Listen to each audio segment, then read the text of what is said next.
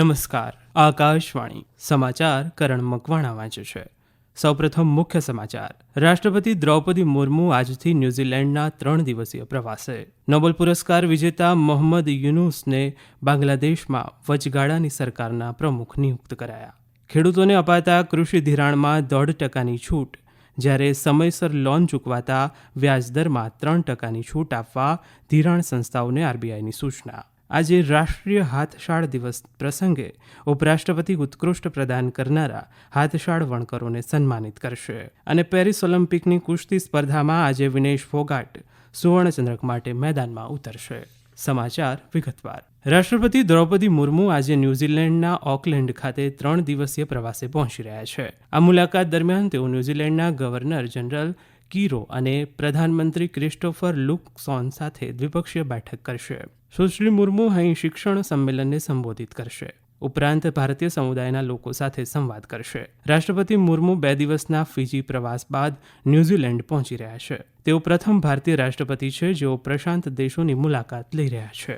બાંગ્લાદેશના રાષ્ટ્રપતિ મોહમ્મદ શાહબુદ્દીને નોબેલ પુરસ્કાર વિજેતા મોહમ્મદ યુનુસને વચગાળાની સરકારના પ્રમુખ નિયુક્ત કર્યા છે. ગઈકાલે ઢાકામાં રાષ્ટ્રપતિ ભવન બંગભવનમાં સૈન્યના 3 પાંખના વડાઓ, વિદ્યાર્થી આંદોલનના 13 સભ્યોના પ્રતિનિધિમંડળ સાથે થયેલી બેઠક બાદ રાષ્ટ્રપતિએ આ નિર્ણયની જાહેરાત કરી હતી. રાષ્ટ્રપતિના મીડિયા સચિવે મોડી રાત્રે પત્રકારોને જણાવ્યું કે વિવિધ રાજકીય પક્ષો સાથે ચર્ચા વિમર્શ બાદ અંતરિમ સરકારના અન્ય સભ્યોના નામ વિશે નિર્ણય કરાશે. ગઈકાલે રાષ્ટ્રપતિએ સંસદ બરખાસ્ત કરી હતી. 84 વર્ષીય મોહમ્મદ યુનુસને ગ્રામીણ બેંકના માધ્યમથી ગરીબી નાબૂદી ઝુંબેશ માટે વર્ષ 2006માં નોબેલ શાંતિ પુરસ્કારથી સન્માનિત કરવામાં આવ્યા હતા. સોમવારે રાજકીય અવકાશની સ્થિતિને પગલે લશ્કરે સત્તા સંભાળ્યા બાદ દેશભરમાં હિંસાની ઘટનાઓ સામે આવી છે. અત્યાર સુધીમાં કુલ 300થી વધુના મોત થઈ ચૂક્યા છે. દરમિયાન બાંગ્લાદેશ રાષ્ટ્રીય પક્ષ BNPના પ્રમુખ અને પૂર્વ પ્રધાનમંત્રી ખાલિદા ઝિયાને નજરકેદમાંથી મુક્ત કરી દેવાયા છે. પાડોશી બાંગ્લાદેશમાં તણાવ અને હિંસાની સ્થિતિને જોતા કેન્દ્ર સરકારે ભારતીય નાગરિકોના સતત સંપર્કમાં હોવાનું કેન્દ્રીય વિદેશ મંત્રી S. જયશંકરે જણાવ્યું છે. ગઈકાલે બાંગ્લાદેશની સ્થિતિ વિશે સંસદના બંને ગૃહોને સંબોધન કરતા વિદેશ મંત્રીએ જણાવ્યું કે સરકાર બાંગ્લાદેશમાં લઘુમતીઓની સ્થિતિ સંદર્ભે નજર રાખી રહી છે. ડોક્ટર જયશંકરે લોકસભા અને રાજ્યસભામાં માહિતી આપતા જણાવ્યું કે હાલમાં લગભગ 19,000 ભારતીય નાગરિકો બાંગ્લાદેશમાં છે, જેમાં 9,000 જેટલા ભારતીય વિદ્યાર્થીઓ છે. તેમણે કહ્યું કે ઢાકામાં ઉચ્ચાયુક્તની સલાહ પર મોટાભાગના વિદ્યાર્થીઓએ ગત મહિને જ ભારત પરત ફર્યા છે. મધ્ય પૂર્વમાં તણાવની સ્થિતિને જોતા વિદેશ મંત્રાલયે ભારતીય નાગરિકોને જરૂરી ન હોય તેવી સ્થિતિમાં લીબિયા પ્રવાસ ટાળવાની સલાહ આપી છે. મંત્રાલયે અગાઉ 23 મે 2024ના રોજ ભારતીય નાગરિકોના લીબિયા પ્રવાસ પર પ્રતિબંધ ફરમાવ્યો હતો. જો કે લીબિયાની હાલની સ્થિતિને જોતા આ પ્રતિબંધમાં છૂટ આપવામાં આવી છે.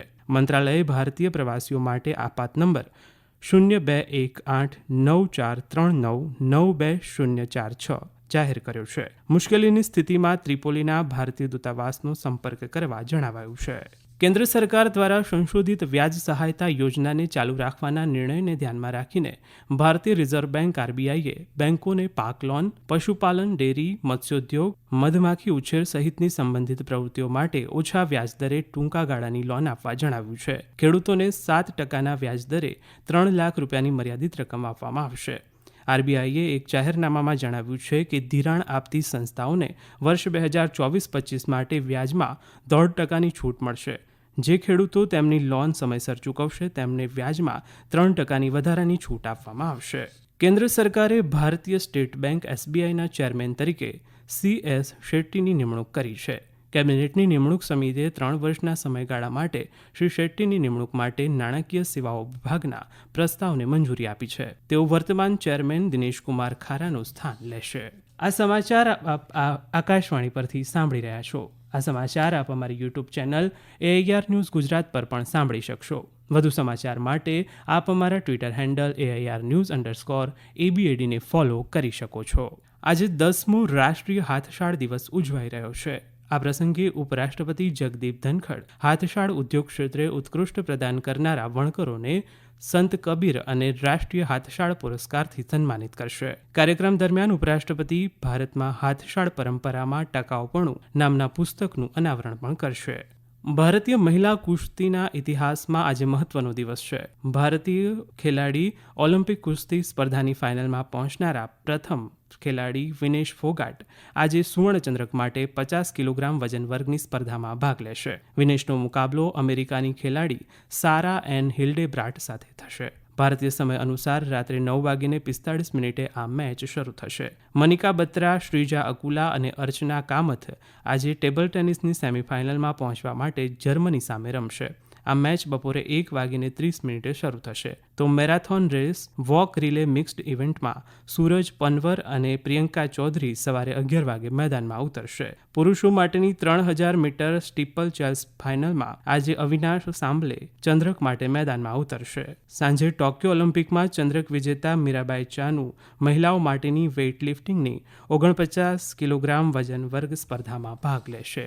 ભારતીય હવામાન વિભાગે આગામી 4 દિવસ હિમાચલ પ્રદેશ અને ઉત્તરાખંડમાં ભારે વરસાદની આગાહી કરી છે. પશ્ચિમ ઉત્તર પ્રદેશ, પૂર્વ મધ્યપ્રદેશ અને ઉત્તરાખંડમાં આજે ભારે વરસાદની સંભાવના છે.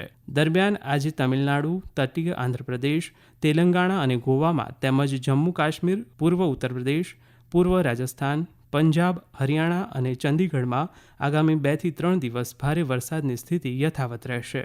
આગામી 4 દિવસ દરમિયાન આસામ અને મેઘાલય સહિત પૂર્વોત્તરના રાજ્યો માટે ભારેથી અતિભારે વરસાદની આગાહી છે. હવામાન વિભાગે આ સપ્તાહ દરમિયાન દિલ્હીમાં વાવાઝોડા અને વીજળીના ચમકારા સાથે હળવાથી મધ્યમ વરસાદની આગાહી કરી છે. અમેરિકાની ડેમોક્રેટિક પાર્ટીએ ઉપરાષ્ટ્રપતિ કમલા હેરિસને સત્તાવાર રીતે રાષ્ટ્રપતિ પદના ઉમેદવાર જાહેર કર્યા છે. તેઓ કોઈ મોટા રાજકીય પક્ષ તરફથી ઉમેદવારી તરીકે પસંદ થનાર પ્રથમ ભારતીય મૂળના વ્યક્તિ બન્યા છે. પક્ષના નિવેદન અનુસાર 99% પ્રતિનિધિઓએ હેરિસની ઉમેદવારીની તરફેણમાં મતદાન કર્યું હતું. તેમની વરણી બાદ હેરિસે મિનેસોટાના ગવર્નર ટીમ વોલ્ઝને ઉપરાષ્ટ્રપતિ પદના ઉમેદવાર તરીકે ચૂંટ્યા છે. ડેમોક્રેટિક નેતાઓ દ્વારા 5 દિવસ સુધી ચાલનારી ઓનલાઈન મતદાનની પ્રક્રિયાના અંતે હેરિસની ઉમેદવારીનો સત્તાવાર રીતે સ્વીકાર થયો છે. વિદેશમંત્રી ડોક્ટર એસ જયશંકરે ગઈકાલે નવી દિલ્હીમાં સેન્ટ કિટ્સ અને નેવિસના વિદેશમંત્રી ડેન્ઝિલ ડગલાસ સાથે દ્વિપક્ષીય બેઠક યોજી હતી. બંને દેશોના વિદેશમંત્રીઓએ ડિજિટલ સેવાઓ, સ્વાસ્થ્ય, ખાદ્ય સુરક્ષા અને ક્ષમતા નિર્માણમાં દ્વિપક્ષીય ભાગીદારી વધારવા પર ચર્ચા કરી હતી. ડોક્ટર જયશંકરે એક સોશિયલ મીડિયા પોસ્ટમાં જણાવ્યું કે તેમણે બહુપક્ષીય મંચો પર વિકાસશીલ દેશોને સહાય અંગે વાતચીત કરી હતી. બંને વિદેશ મંત્રીઓએ દ્વિપક્ષીય રાજકીય પરામર્શને વેગ આપવા માટે એક સમજૂતીપત્ર પર પણ હસ્તાક્ષર કર્યા હતા. રાષ્ટ્રપતિ ભવન ખાતે આવેલ અમૃત ઉદ્યાન 16મી ઓગસ્ટથી 15મી સપ્ટેમ્બર સુધી જાહેર જનતા માટે ખુલ્લું રહેશે. રાષ્ટ્રપતિ દ્રૌપદી મુર્મુની ઉપસ્થિતિમાં 14મી ઓગસ્ટે અમૃત ઉદ્યાન સમર એન્યુઅલ એડિશન 2024 ઔપચારિક રીતે શરૂ કરવામાં આવશે. અંતમાં મુખ્ય સમાચાર. રાષ્ટ્રપતિ દ્રૌપદી મુર્મુ આજથી ન્યૂઝીલેન્ડના 3 દિવસીય પ્રવાસે.